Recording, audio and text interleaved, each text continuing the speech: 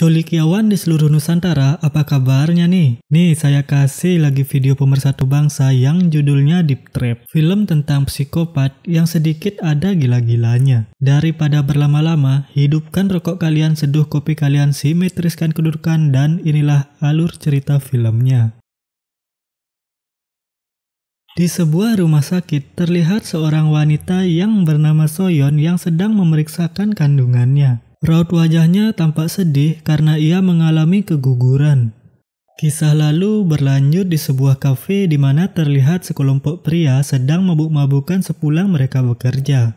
Salah satu dari pria tersebut bernama Jun-sik yang merupakan suami dari Soyeon. Di sisi lain, Soyeon yang khawatir karena suaminya tak kunjung pulang lalu mencoba menelponnya namun tidak diangkat oleh suaminya. Hingga larut malam, Soyeon menunggu sambil melihat foto-foto kenangan bersama suaminya. Dan tak lama kemudian, Jun-sik datang dalam keadaan mabuk dengan membawa es krim kesukaan istrinya. Terlihat di sana wajah Soyeon sedikit kesal kepada suaminya. Dan dengan gercep, Jun-sik lalu memeluk istrinya dari belakang. Pada saat mereka akan tidur, terlihat Soyeon menatap suaminya dengan raut wajah yang sedih. Begitu juga Jun-sik yang sadar lalu memeluk istrinya dan meminta maaf. Soyeon lalu mengajak suaminya untuk berlibur agar dapat move on dari keguguran yang Soyeon alami. Dan dari sinilah awal mula percocok tanaman itu akan terjadi. Singkat cerita, mereka pun memulai liburan mereka dengan menaiki sebuah kapal untuk menuju pulau yang mereka sepakati untuk dikunjungi. Mulailah mereka menuju tempat tujuan dengan menggunakan sebuah mobil. Namun saat di perjalanan sempat ada keraguan di antara mereka karena selain jalan yang rusak, mereka tidak melihat pemukiman di sana. Sempat mereka mengalami kesulitan karena ban mobil mereka masuk ke dalam lubang. Namun akhirnya berhasil diatasi walaupun Jun-sik nuncep ke tanah. Mereka lalu melanjutkan perjalanan dan sampailah mereka di sebuah tempat yang katanya restoran bernama Sanmaru. Sempat kembali terjadi keraguan di antara mereka, namun apa daya karena telah terlanjur sampai di sana, mereka pun masuk ke dalam. Terlihat di sana ada seorang wanita cantik, putih dan mulus yang sedang mencuci bahan makanan, dan datang seorang pria dengan gaya yang sangat arogan. Wanita itu bernama Min-hee dan pria itu bernama Park Seong-chol. Susah kali nama orang nih. Kita sebut aja dia psikopret. Karena merasa tempat itu sangat aneh, Soyeon mengajak suaminya untuk pergi dari sana. Namun tiba-tiba psikopret datang dan berkata bahwa ia memiliki menu sup ayam yang sangat lezat. Dan tanpa pikir panjang karena sudah sangat lapar, Jun-sik lalu memesan sup ayam tersebut. Sup ayam siap dihidangkan. Saat Jun-sik mencoba gigitan pertama, tampak Jun-sik menyukai sup tersebut. Karena sangat menikmati, Jun-sik juga memesan minuman beralkohol untuk peneman sup itu. Dan tak lama kemudian, datanglah minuman itu dan Jun-sik langsung mencobanya. Basa-basi pun terjadi di sana. Psikopret bertanya perihal status mereka dan bertanya apakah mereka sudah memiliki anak atau belum. Karena tahu mereka belum punya anak, psikopret pun berkata bahwa mereka datang ke tempat yang tepat. Setelah itu, psikopret berpamitan dan dia akan pergi ke gunung untuk berburu. Saat Soyeon akan menuang minuman untuk suaminya, tak sengaja minuman itu tumpah dan mereka kaget karena isi minuman itu adalah kelabang. Seusai makan, Jun-sik dan istrinya lalu berjalan-jalan di hutan sekitar sana untuk menghirup udara segar. Saat kembali ke penginapan, psikopret membawa bangkai rusa dan ular berbisa untuk dikonsumsi dan psikopret berkata bahwa itu baik untuk Jun-sik dan Soyeon agar cepat mendapat keturunan. Malam hari pun tiba lalu mereka makan malam bersama-sama dan tidak lupa ditemani minuman keras. Tak sengaja Jun-sik melihat kemulusan paha Min-hee saat psikopret menyuruhnya mendekat. Dan saat Min-hee menuangkan minuman kepada Jun-sik, ia disuguhkan pemandangan belahan gunung yang sangat indah. Efek minuman keras pun semakin terasa hingga Jun-sik menyanyi-nyanyi tidak jelas. Apalagi saat psikopret yang nyanyi, anjir, merusak dunia cuy. Aku kalau ngomongin ini industri, aku sih kepingin dia maju terus. Terlihat di sana psikopret dengan sengaja mendekatkan Min-hee dengan Jun-sik dan psikopret berkata bahwa Min-hee tidak bisa bicara alias bisu sejak lahir. Karena melihat suaminya sudah mabuk berat, Soyeon mengajaknya untuk segera pulang. Namun si Kopret mencegahnya karena terlalu bahaya berkendara pada malam hari dalam kondisi mabuk dan tidak ada lampu penerang jalan di sana. Si Kopret menyarankan agar pulang esok hari dan menginap di sana. Junsik yang sudah sangat mabuk mengiyakan saran dari si Kopret dan tanpa sadar di samping istrinya sendiri, Junsik berkata bahwa si Kopret memiliki istri yang sangat cantik. Lalu si Kopret berbisik kepada Junsik apakah Junsik mau Indohoy bersama Minhee. Junsik hanya diam tanpa berkata apapun karena sudah larut malam mereka pun pergi ke kamar masing-masing. Di kamar, Junsik dan istrinya sedang akan bercocok tanam. Namun belum sempat rudal Kim Jong-un milik Junsik masuk, Junsik tiba-tiba teringat dengan keguguran yang dialami istrinya dan bercocok tanam itu pun dibatalkan. Keesokan harinya, Soyeon terbangun dan mendapati suaminya sudah tidak ada di sampingnya. Lalu Soyeon bertanya kepada Minhee, ternyata suaminya diajak berburu oleh si Kopret ke gunung. Setelah menunggu cukup lama, Junsik dan si Kopret pun datang dengan membawa hasil buruan. Setelah itu, Junsik dan Soyeon memutuskan untuk segera pulang, namun sial karena mobil mereka tiba-tiba mogok. Si Kopret lalu mencoba membantu dengan menelpon bengkel dengan suara yang agak keras agar terdengar oleh Junsik seolah si Kopret beneran nelpon bengkel padahal dia tidak menelpon bengkel sama sekali dan ialah penyebab mobil Junsik menjadi mogok. Si Kopret lalu keluar kamar dan berkata bengkel baru bisa datang keesokan harinya dan terpaksa mereka harus berada di sana 1 malam lagi. Pada malam harinya kembali mereka makan malam bersama dan minum minuman keras seperti biasa. Saat Junsik dan si Kopret sedang buang air kecil, si Kopret mengatakan bahwa Minhee sebenarnya adalah adiknya. Dan pada malam nanti, Junsik dan Minhee akan ia tinggalkan berduaan di kamar.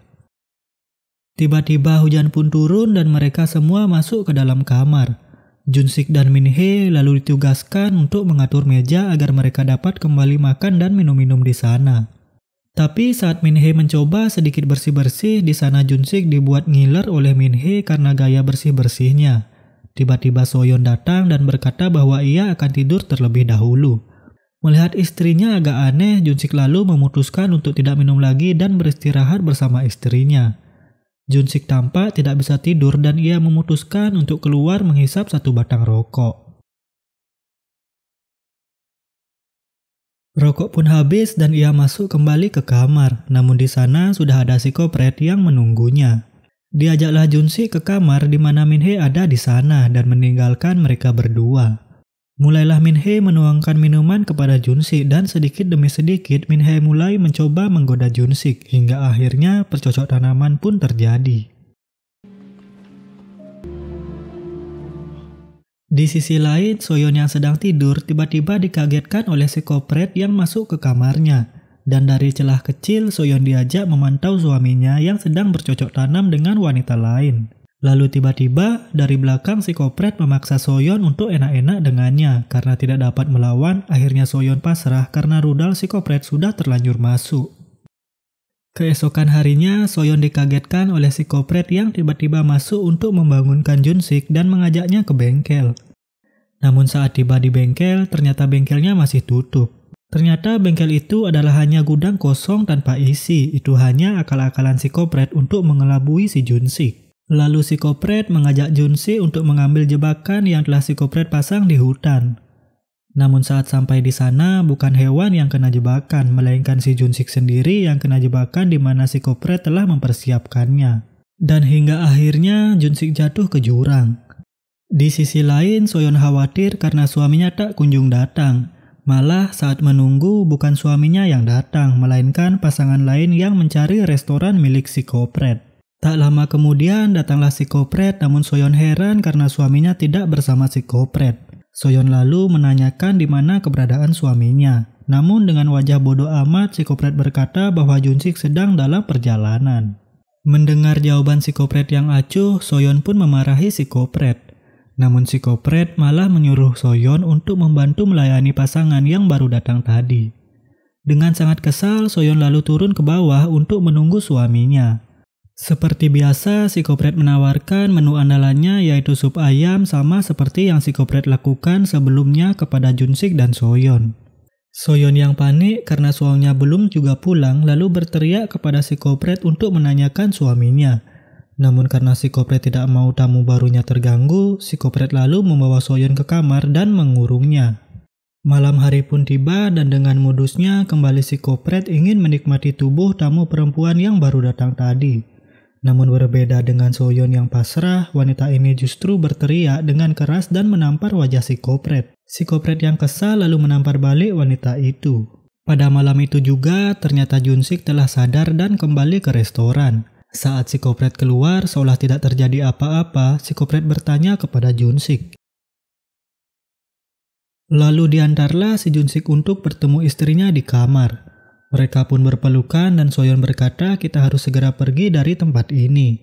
Dengan mengendap-endap pun mereka berdua berusaha kabur. Namun saat sudah berada di luar, sialnya kunci mobil mereka tertinggal yang mengharuskan Junsik untuk kembali mengambil kunci mobil. Junsik pun berhasil mengambil kunci mobil milik si Kopret dan pada saat akan kabur, si Kopret mengetahui itu dan mengejar mereka. Tapi untungnya mobil dapat dihidupkan dan mereka pun berhasil kabur. Karena panik dan terburu-buru, mobil yang dikendarai Junsik menabrak sebuah pohon hingga mobil terjebak. Seketika itu juga muncullah si Kopret dari luar jendela dan memukul jendela mobil hingga pecah dan gagallah aksi kabur dari Junsik dan Soyeon. Saat mereka sadar, mereka telah disekap dalam sebuah gudang dengan tangan yang terikat. Tak lama kemudian, si Kopret masuk dengan niat ingin membunuh Junsik dan istrinya akan dijadikan budak sama seperti Min-hee. Namun tiba-tiba datang 2 orang polisi yang bertanya tentang beberapa pasangan yang hilang semenjak berlibur ke pulau ini. Ketika polisi itu akan pergi, dengan sengaja Soyeon menjatuhkan kaleng cat sehingga polisi itu mendengar dan curiga. Saat salah satu polisi tersebut membuka pintu, dilihatlah Junsik dan Soyeon terikat di sana, namun tiba-tiba dari belakang si Kopret membunuh polisi itu. Saat si Kopret keluar untuk menghabisi polisi yang satunya, Min-hee merasa kasihan kepada Soyeon dan Junsik, lalu membantunya untuk melarikan diri. Karena curiga melihat Min-hee mundar-mandir di depan gudang, si Kopret pun mengecek gudang dan ternyata Soyeon dan Junsik telah kabur. Karena si Kopret kesal, lalu dipukullah Min-hee karena membantu mereka melarikan diri. Dengan membawa sebuah kapak, si Kopret berusaha mengejar Soyeon dan Junsik yang telah kabur. Terlihat Soyeon dan Junsik berusaha kabur melewati hutan dengan kaki terpincang-pincang. Hingga akhirnya Junsik terjatuh karena tidak kuat menahan sakit di kakinya. Si Kopret yang hafal dengan area hutan itu dapat dengan mudah menemukan Junsik dan Soyeon. Karena sudah muak dengan si Kopret, Junsik pun mendorongnya dan memukul si Kopret dengan menggunakan sebuah batang pohon. Hingga baku hantam pun terjadi. Junsik yang tidak punya ilmu bela diri tentu dengan mudah dikalahkan oleh si Kopret. Saat akan menghabisi Junsik, Soyeon memohon kepada si Kopret untuk tidak membunuh suaminya dan akan bersedia melakukan apapun. Tiba-tiba datang Min-hee dengan membawa shotgun dan menembakkannya hingga si Kopret kaget dan menyuruh Min-hee pulang. Saat si Kopret tidak fokus, kesempatan itu Soyeon manfaatkan untuk menusuk si Kopret dengan menggunakan besi jebakan hewan milik si Kopret. Saat itu juga Junsik sadar dan mendorong si Kopret hingga mereka terguling ke jurang yang membuat jantung si Kopret tertusuk besi yang ia bawa sendiri. Terlihat di sana Min-hee menangisi kepergian kakaknya dan Junsik pun meninggalkan mereka. Junsik dan Soyeon pun berhasil selamat walaupun dengan banyak luka. Pada akhirnya film pun berakhir dengan berhasilnya Soyeon dan Junsik keluar dari pulau yang berisi psikopat tersebut.